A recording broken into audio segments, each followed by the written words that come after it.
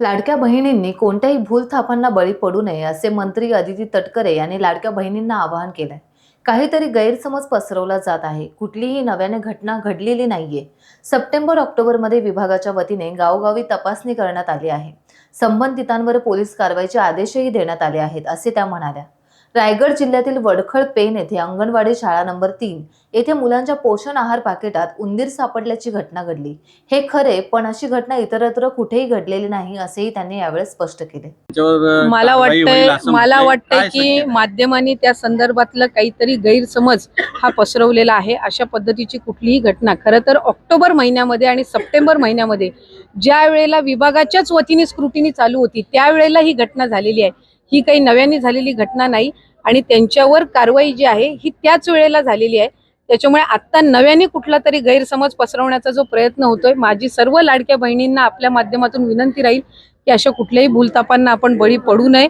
आम्ही सप्टेंबर महिन्यामध्ये विभागाच्याच अंगणवाडी सेविका जी आहे त्या गावातली विभागातलेच आमचे तिकडचे जे स्थानिक अधिकारी आहेत, डिपो आहेत, त्यांच्या निदर्शनास आल्यानंतर सप्टेंबर महिन्यामध्ये त्याच वेळेला त्या संदर्भातली योग्य ती कारवाई करण्यात आलेली आहे।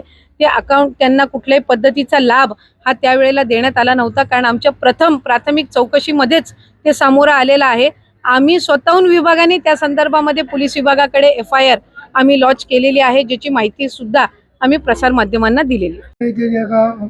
छोट्या मुलांच्या आहारामध्ये उंदराचे औषध सापडले, त्यासाठी आपण पुढची प्रोसेस कशी करणार किंवा अंगणवाडी त्या संदर्भातल्या चौकशीचे आदेश आम्ही त्वरित त्या निमित्ताने दिलेले आहेत।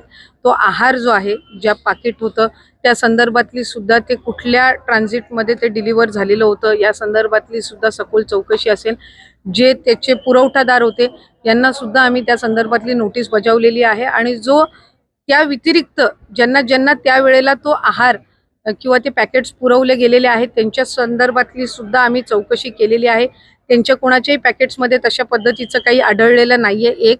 आणि हे सुद्धा जे पॅकेट आहे याच्यातून आधी जे काही धान्य वापरण्यात आलेलं होतं त्याचं सेवन ज्या तिथल्या बालकांनी किंवा कुटुंबांनी केलेलं असेल त्यांच्या संदर्भातली सुद्धा चौकशी करता सुदैवाने त्यांना सुद्धा या संदर्भातली कुठलीही म्हणजे हानी झालेली नाहीये।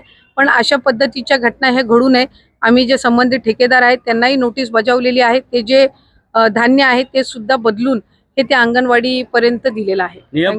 टाइम्स डिजिटलला लाईक करा, सबस्क्राइब करा, शेअर करा आणि बेल आयकॉन दाबायला विसरू नका। पाहत रहा टाइम्स डिजिटल।